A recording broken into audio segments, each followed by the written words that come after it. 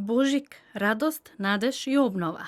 Период кога Исус ја објавува Божјата спасителна љубов на верниците.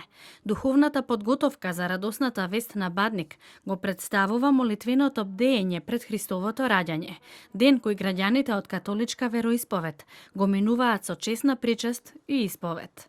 Периодот пред Божик се нарекува уште и Адвент, односно тоа е дел од литургиската година. Самиот збор доаѓа од латинскиот јазик и значи доаѓање. Всушност тоа е едно исчекување, еден период, јас би рекол, интензивен на молитва, каде што христијаните, верниците, се подготвуваат вистински да го доживеат Божик. И оваа година Исус Христос ќе чукне на вратите од нашите срца и од нашите души и од вратите на нашите семејства. Традиционалниот ручек на семејството ја означува пораката за мир, која пред повеќе од 2000 години ја соопштиле ангелите на пастирите во Витлеем.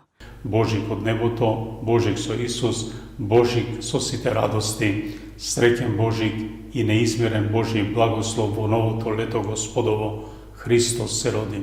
Во светот милиарди верници кои го слават Божик според Грегоријанскиот календар се подготвуваат да го прослават со христијански обичаи. Во Витлеем, во храмот Христово раѓање, ќе се служи празнична полноќна богослужба.